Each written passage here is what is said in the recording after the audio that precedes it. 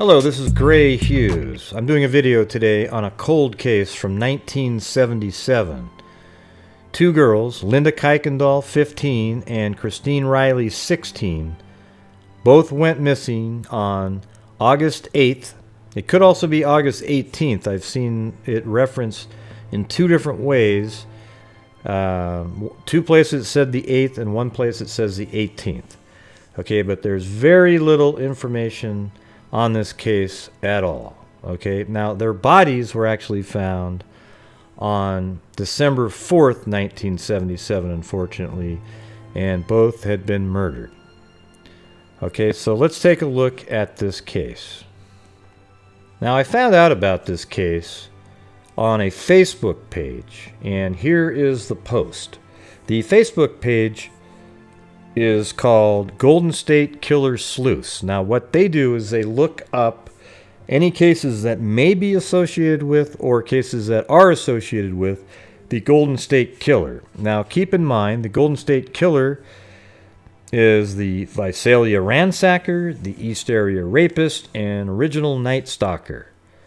Those cases make up at least 12 murders, at least 50 rapes, and over 100 burglaries in California from 1974 to 1986. Now, the case that we're looking at today is situated right in the middle of the East Area Rapist's reign. And it seems like there's a possibility this could be related based on some of the information in this case. Now let's take a look at the post. It says, "Does anyone have access to Mountain Democrat archives? My wife's aunt was killed during this time, August 8th, 1977. See, there's the August 8th reference. Linda Kuykendall, 15, and Christine Riley, 16, found in Latrobe. Picked up hitchhiking in East Sacramento. Never caught the killer. Mountain Democrat is the only one that published it. We put in a call with detectives and never heard back, but about a year ago, they said they had a strong lead. I'm having a hard time finding any information on Linda and Christina's case." And so what I did was I actually did go to the Mountain Democrat archives and found the article. And I think the website must put a cookie on your web browser, because the second time I went back, it wanted to charge me some money to get to the article. But fortunately, I screen grabbed the article the first time. So let's take a look at the article now. El Dorado County Sheriff's Department authorities are circulating posters bearing the photographs of two Sacramento area girls whose remains were found in a secluded ravine near Latrobe early last month. They are hopeful that the posters might turn up someone who remembers seeing the girls on the day of their disappearance. According to a Sheriff's Department spokesman, Linda Sue Kuykendall, 15, of Carmichael, and Christine E. Riley, 16, of Rancho Cordova, were believed to be hitchhiking in the eastern portion of Sacramento County on August 18th, 1977. So see there's a reference to the 18th. But for those of you who are familiar with the East Area Rapists, you'll recognize that Rancho Cordova and Carmichael are both associated with that case. Both victims had been staying at the Riley residence. Now let's take a look at where the Riley residence is. It's right here. I was actually able to find that looking at a reference to the article in the newspaper. All right, they lived right here at 10411 Ambassador Drive. All right, so let me go to Street View. You can just take a look at the home. So they're both staying here at this house. All right, and let's get back to the article. Both victims had been staying at the Riley residence on Ambassador Drive in Rancho Cordova, and supposedly left the home during the morning of August 18th en route to a friend's house in the area of Marconi Avenue. The two girls normally traveled by hitchhiking, the spokesman said, and it is presumed they were doing so the day they disappeared. In this next section, I'm going to read the description of the area and directions, and then switch back and forth to Google Earth, and you can see the route that they normally would take when they went hitchhiking. All right, now I apologize if you can hear kids yelling and stuff outside. I don't want to be the grumpy neighbor that goes out and says, "Hey, can you guys keep it down?" so I can make a video. So they're outside yelling across the street, and I apologize for that if you can hear them. All right, so let's get started with this portion here. It says their normal route was to walk from the Riley residence to Coloma, that's with an M, Coloma Road at Rossmoor, maybe, Rossmoor, where they would begin hitchhiking a ride. All right, so they would go from the Riley's residence to Coloma Road at Rossmoor. And there's the Riley residence, and they would walk on any numerous ways they could go. They could go down this street like this, or this way down. These two seem the most likely. I would think probably this one. And then right like this. And then they would go to here, which is Coloma and Rossmoor. This is Rossmoor, and this is Coloma. So this is where they would start hitchhiking. All right, so we've got that location mapped in. Now let's go back to the article. The route would then follow Coloma Road to Sunrise Boulevard. So there's Coloma Road, and it would run right into, this is Sunrise Boulevard right here. See that? You can see it right there, Sunrise Boulevard. So that's that location. So right now we're right there. Now let's go back to the article. Then north on Sunrise to Fair Oaks. So we were right there, and then you go all the way to Fair Oaks, which is right here. All right, so that's where that yellow marker is. Now let's go back to the article. And then west on Fair Oaks to Marconi Street. And if you follow Fair Oaks all the way this direction, keep driving around, you end up, here's Marconi Avenue right there. So this is where they're saying their normal hitchhiking route would go. Now what's interesting is Linda Kuykendall actually lives right here, so that's probably the normal route when they would head back home. When they would take Linda back home, they'd get off here and then walk this way and then go to her house, something like that. So this is their normal route that they would take hitchhiking, like this. And you can kind of see why. This is probably the closest bridge that actually crosses the river. I saw that there is a little path here, but I would imagine that this is newer, as it looks like one of those newer biking type paths that you might put up. I mean, it does look like a road, but it's really narrow and it looks more modern. I don't know if this was here in 1977. It's probably a lot harder to hitchhike on a road small like that as well. All right, so their route was to go this direction and around. Kuykendall, who was 5 feet 5 inches tall and weighed 120 pounds, was wearing a white knit tank top and blue denim pants, and was carrying a dark blue handbag with wooden handles. She had brown hair and blue eyes.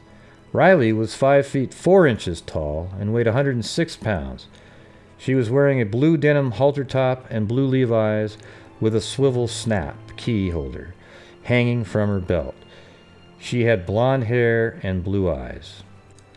On December 4th, the skeletal remains of both girls were discovered by a photographer who had been hiking in a remote area of El Dorado County 1/2 mile east of Latrobe Road, approximately 1 mile north of the community of Latrobe.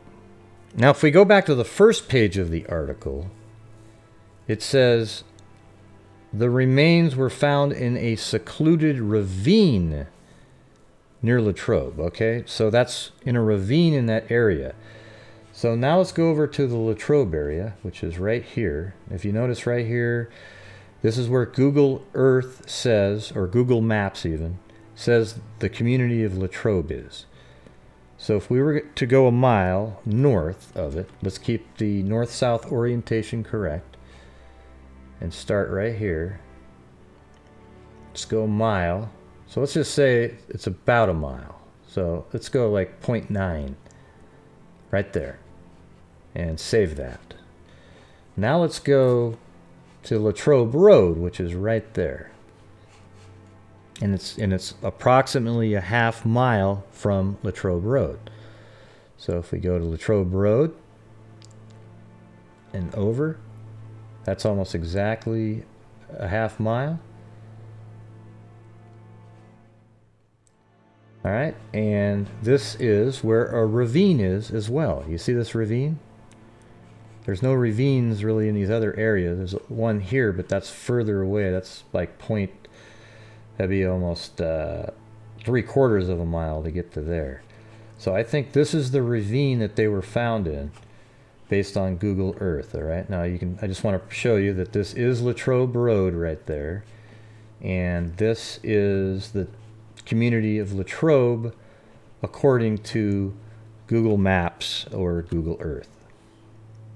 All right, so I think this is pretty close. 0.9 miles that way and a half mile this way, and there's a ravine right there. If I went a mile up in this area, there's no ravine there, so I think this is it right there. Okay, let's take a look at Street View now. I'm going to show you what it looks like in the area that the bodies were found. Now, if you look at this satellite imagery and then go down to Street View, you'll see that this is actually the ravine, I believe, that the bodies were found in up above. And I don't know where he might have parked the car and walked them up there. They obviously were still alive because they were killed where they were found, as they found the rocks with the blood on them. So he must have had them walk up there, and I don't know where a convenient place for him to have walked them up from where you wouldn't be able to see them for quite a ways. Now maybe he did this at night, and he just could tell that nobody was coming. This is a remote road, although you can see there's quite a few cars on it, even on the Street View. But we don't have the time of day this is, so I would imagine that this spot, during rush hour, you'd see some cars, but maybe at 12 o'clock at night, there wouldn't be that many cars in this area. Okay, now let's get back to the article. Their clothing was found in a pile partially covered with rocks nearby. The apparent cause of death was severe head injury, probably with a rock as the instrument. Investigators, who said they have no solid leads in the case at this time, are asking for the assistance of any person who may have seen the victims on August 18th when they accepted a ride, and any other information to call the sheriff's office.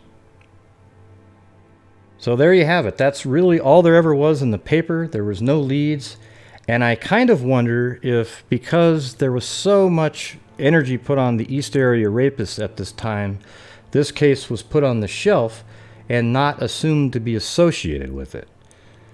Now let's take a look at some of the similarities between this case and the East Area Rapist case.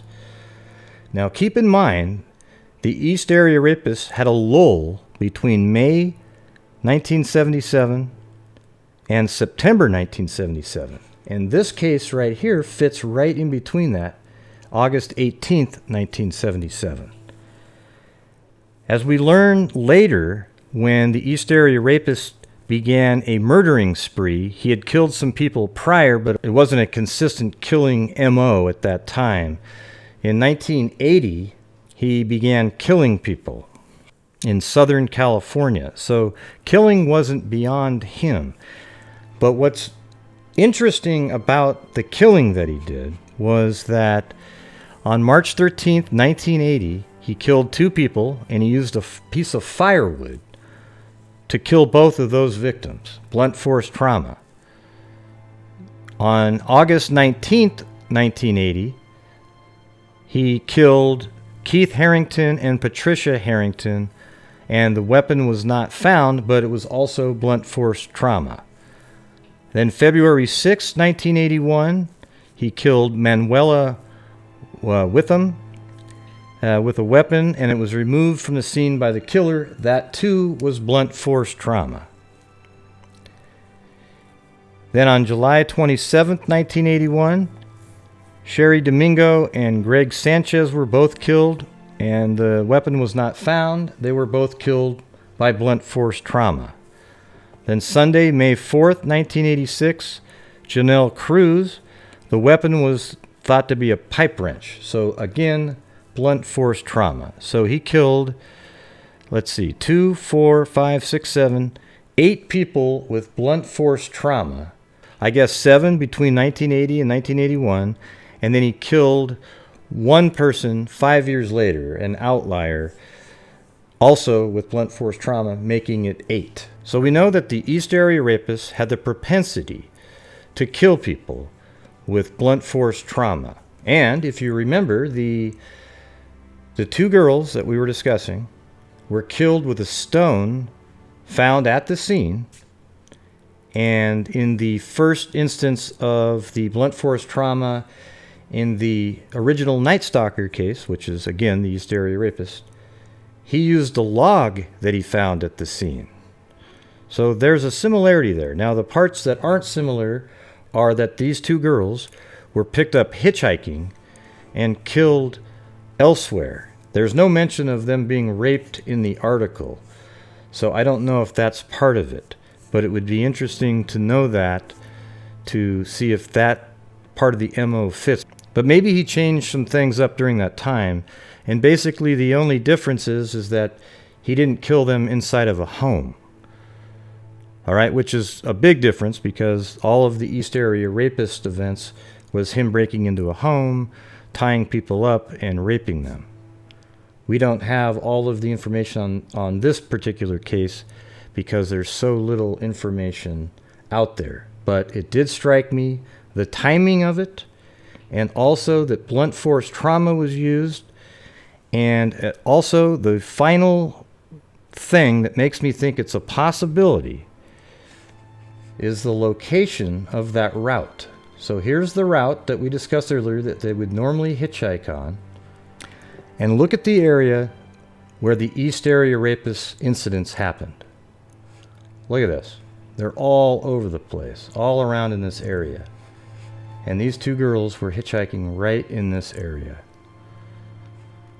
All right, so I think there's a possibility here that the East Area Rapist may have killed these 2 girls. I don't know what the percentage of the possibility is, but you have 2 girls in the age range that he rapes. You have blunt force trauma, and they lived and were last seen in the area where he did all of his work, and it also fits into a timeline where he was on a lull on the raping MO that he normally did. So maybe he took a break here and he was exacting the same sort of revenge he had on Bonnie, the person who didn't marry him. He seemed to have a lot of rage about that. All right, so there you have it. The information on this case is very sparse, but hopefully we can get some more attention to this particular case because it seems like there's a possibility it's related to the East Area Rapist. And there has been absolutely nothing done on this case apparently by law enforcement. There's no articles about it. There's no information online. There's just the one article that we went over. Okay, so until next time, everybody, be safe out there.